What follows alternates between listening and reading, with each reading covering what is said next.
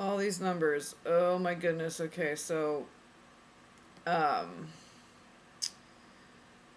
so I was just confirming something. I already knew this, but I was like, I think what they're talking about is the same thing, but I just know it by Yab-Yum, which is just the tantric, the Buddhist, the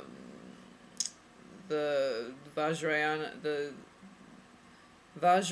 which is the esoteric form of Buddhism. So, um, and that's Padmasambhava and his consort. It's basically the deity. It's like the two come together as gods, and it's like it also can be in reference to the position, which is the female on top of the male facing the male. Okay, and they become like one giant penis or one giant light body. Remember, the penis represents the spirit, the spark, the spurt, the sperm. That represents the light, the electric. Okay, so they become one complete. Well, they're already complete, but one merged column of light. Okay, so that's known as the Yab-Yum, Yab-Yum, Yab-Yum. And I like it because it says yum in it, right? And Yab is kind of like lob, like labia, Yab-Yum. Anyway, but yum, okay, so yummy. That's probably where we got yummy from. Um, and basically, so it represents the primordial or mystical, because primordial is mystical. That's when it's still in the ether. It's just a thought. It's the intention. It's the first manifestation, the primordial manifestation, when it's still a thought and intention in the ether. Okay, so um, this is what it represents, this static, infinite, eternal potentiality. So it's the primordial union or mystical union of wisdom and compassion. And wisdom, okay, so that's represented by the masculine, and compassion is the feminine. So the wisdom is the electric, the masculine, the compassion, the water, the compass, ion, okay, um, the the vis, dome, and the compass, ion. So I won't go into that. I don't want to sound too crazy, but y'all can just tinker around with those words, okay? Ion, we know that that's an electrically charged particle or something, okay? So it has a positive or negative. So compass, okay, we know what that is, okay? So um, an electrical charge that guides you in any one direction or another. The compassion, the compass ion. Okay, it's a energetic charge that pulls or pushes, that repels you or draws you in. Compassion, compass ion. Um, but look, I'm almost gonna cry again because, dude. So anyway, it's known as different things. Okay, so there's the Wicca, which is called the Great Rite. There's the alchemy and Jungian, which is um, uh, Heiros, Gamos, because that's Jungian. That's Carl Jung. Okay. There's the tantric one that I referred to that uh, it's the same thing. It's just depends on what culture you're taking it from. So there's Greek mythology. There's the ancient Near East. Okay, so this is where um, even though I resonate with the tantric, with the esoteric Buddhism, with the Vajrayana. Okay, so this is the ancient Near East one, and this is just on Wikipedia. Okay, so I'm looking it up, and one of the ones I clicked on, or somewhere I clicked on here, it said 151,000, so 151,000 hits, like views or something. Um, but it was on here on Google, just a website, but I can't find it now on Wikipedia. So I'm like, I saw that somewhere. Okay, so on here it's talking about. Okay, so so I'm looking up that. Okay, and then I see a 151 somewhere. So I looked that up in Gematria. Okay, there's some different ones on there. Um, Harvest, to cry with anguish, been doing that. God is judge, God of the people. Yah upholds. Darkness, a polar reservoir. To groan or cry out, a wing feather, opinion, to be pure. Okay, God's people, blah, da, da, da. Okay, a lot of God's people, God's people, God's people. God is judge, God of the people. Crying, and then purifying with the pool of water, the reservoir, the darkness. Okay, so these elements, and then hope or expectation, object of trust, a gathering or confluence of water, a company or caravan. So 151, the second to last one, it says Elamites. Okay, I'm looking up Heiros Gamos, because I believe it is the same thing as the Yab-Yum, and yes, okay, so they're all listed here together. Here's the Yab-Yum. So the above that's the Greek mythology, and above that one is the ancient Near East. Okay.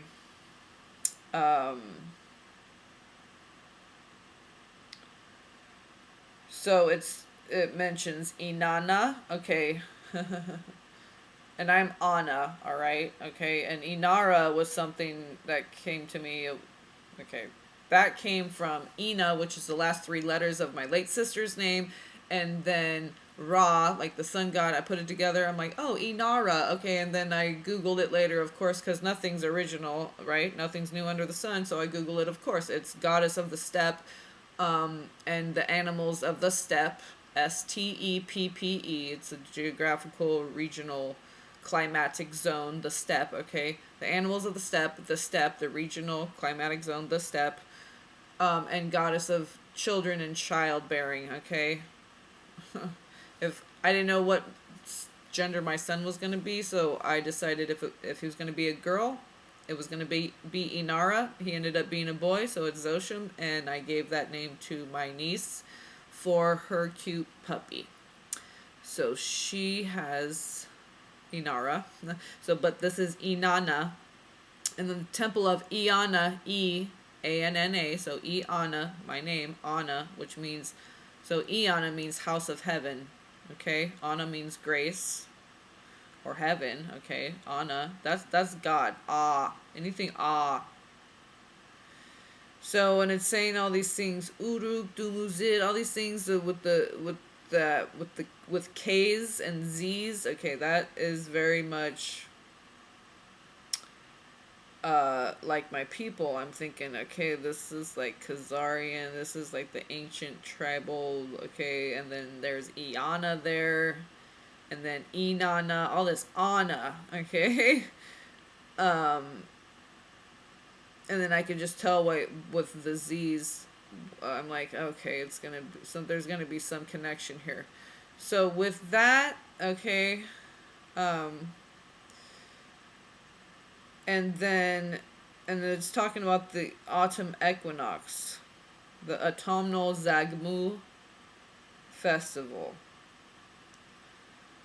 And we know that, the autumn heart, okay. Okay, so harvest, remember, 151 that came to me, harvest, okay. And talking about the autumnal equinox, okay. What else is 151? Elamites. I go to Elamites. And Elam, okay. And my twin, Evo, that's also a form of... Elon, Ivan, Yvonne, Elian. There's so many different forms of this name, okay? And Elam, there's one of them right there. And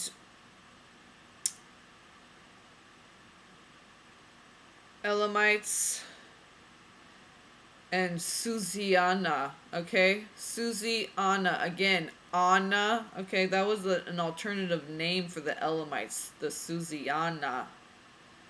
Oh, dear Lord, I'm exhausted by all this. So I click on, okay. Oh, okay, so,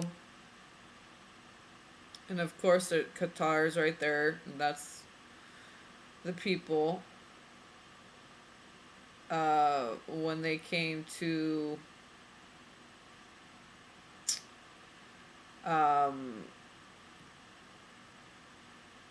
there's the Qatar, like the Eskimos, the Native Americans up in Alaska, there's a Qatar, okay, and that comes from the migrants from that region, okay, the tribal people from that region, from the Qatar. And it also is Khazar. Khazar is Qatar. And what's a quasar? Okay, the star people, that's what we are. So, okay, so I looked this up. Elam. Okay, remember, Susiana was another name for the Elamites. Okay, and it goes... Okay, so stretching from the lowlands of what is now Khuzestan, okay, and Lam province, which sounds like Elam. And then if you think of like the Lama, the Dalai Lama, okay, so there's this connection to the Tibetan Buddhist, the Vajrayana, the esoteric Buddhism, okay, so Tibetan Buddhism, the Khazar, the Qatar, so the Eskimos, the Native Americans, okay, and it all back to the, okay, Qatar, Khazar, okay, this is all from, we're all from the stars. So Elam was also known as Susiana, which is a name derived from its capital, Susa.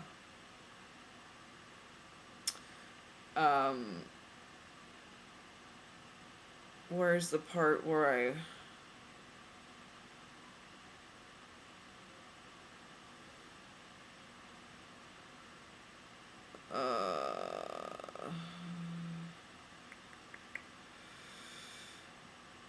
oh, come on. The people,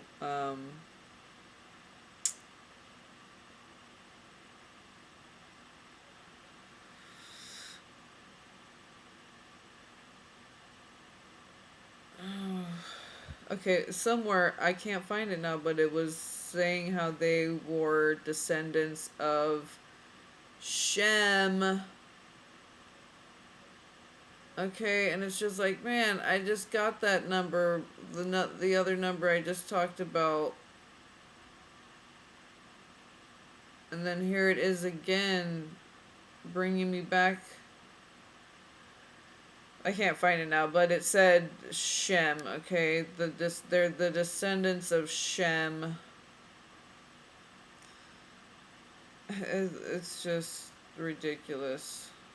I can't find it now, but anyway, I read it in here somewhere. So anyway, I just had to share that because, again, I got more confirmation from two different things. I'm looking up something else that leads me back to Shem again, and then a number leads me back to Shem again. So, okay, so, I know who my forefather was. Like, okay, I have confirmation. So, I just wanted to share that because I thought that was pretty awesome. The day ended up being pretty damn awesome, I must say. Just that closeness to God, that confirmation, that comfort. So I'm telling you, whenever you're right, I was just feeling kind of out there today, and it just all you need is God to reel you back in, pull you in, anchor you. That God is your anchor, and tried and true every time without fail. So I love you all. Blessings to you all, and peace be upon you all.